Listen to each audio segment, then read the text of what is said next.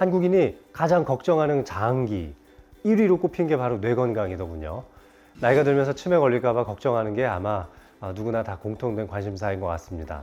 뇌의 노화를 억제하는 방법이 쉽지가 않다는 건 많이 알려져 있는데, 그래서 치매를 치료하는 것이 치매를 예방하는 것보다는 훨씬 더 어렵습니다. 결국 우리 몸 전체를 노화하지 않게, 늙지 않게 만드는 것이 가장 빠른 지름길이 아닐까 싶습니다. 노화의 종말이라는 책을 쓴 저자인 데이비드 싱클레어 박사, 하버드 대학교에서 유전학에 대한 연구 결과를 많이 발표한 바 있었죠. 그때 한창 힘들었던 모양이에요. 40대 초반의 데이비드 싱클레어 박사의 그때 당시 활동할 때의 모습을 보면은 그 나이보다도 조금 더 나이 들어 보이는, 조금 더 가속 노화에 가까워져 있는 그런 모습이 보이거든요. 그런데 최근에 나온 데이비드 싱클레어 박사의 인터뷰 장면들을 보니까 와, 나이를 거꾸로 먹었더라고요. 그때보다 오히려 지금이 훨씬 더 젊어 보이는 그런 사진들이 많이 매체에서 보여줄 수가 있었습니다. 와, 그래서 저도 정말 놀랐는데요. 과연 이분이 뭘 먹고 이렇게 젊음을 잘 유지하고 있는지 그 비법을 한번 알아보고자 합니다.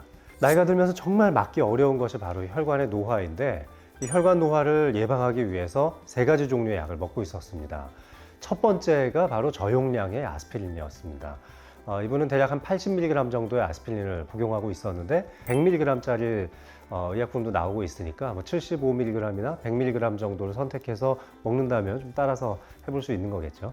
근데 국내 가이드라인을 살펴보면 아스피린 복용은 이제 실질적인 혈관성 질환을 앓으셨던 분들한테 처방을 하기 때문에 이 부분은 이제 전문가와 좀 상의를 해보실 필요가 있겠습니다. 그리고 두 번째로 먹는 약이 이제 바로 당뇨약이었어요. 이분이 당뇨가 있어서 먹는 건 아니었는데 인슐린에 대한 저항성을 좀 감소시켜서 포도당을 우리 몸에서 활용할 수 있는 능력을 상당히 키워주는 약으로 알려져 있습니다. 또 심장의 노화를 막아주는데 탁월한 효과를 가지고 있다고 알려져 있고, 그리고 또 최근 연구에서는 치매를 예방하는 데에도 효과가 있다고 알려졌죠.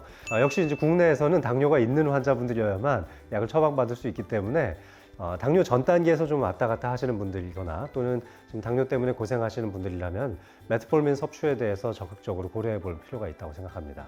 스타틴은 심혈관이나 뇌혈관에 침착될 수 있는 콜레스테롤 덩어리를 이제 줄여줄 수 있는 효과가 있죠. 뿐만 아니라 염증 반응에 의해서 혈관 벽에 상처를 낼 수 있는 LDL 콜레스테롤 수치를 떨어뜨릴 수 있기 때문에, 참고로 저도 복용하고 있는데요. 복용하는 환자분들이 워낙 많아지다 보니까 부작용을 호소하는 환자분들도 그만큼 많아지는 것 같습니다. 이런 분들은 스타틴의 종류를 바꾼다거나 용량의 변경을 통해서 극복할 수 있을 텐데요. 그것도 끝까지 안 된다면은 PCSK9 인히비터 같은 이제 주사제를 통해서도 콜레스테롤 조절하실 수가 있으니까 끝까지 실망하실 필요는 없습니다. 자, 두 번째로 알아볼 것은 건강기능식품인데요. 사실 제일 관심이 많은 게 이게 아닐까 싶습니다. 우리가 유전하고 또 세포의 분열을 일으키는 가운데 가장 중요한 게 바로 DNA죠. 근데 이 DNA가 나이가 들수록 점점 손상되기 때문에 노화가 발생한다는 이론적 근거가 있습니다. 그 중에서도 많이들 알고 계시는 바로 텔로미어에 관련된 이론인데요.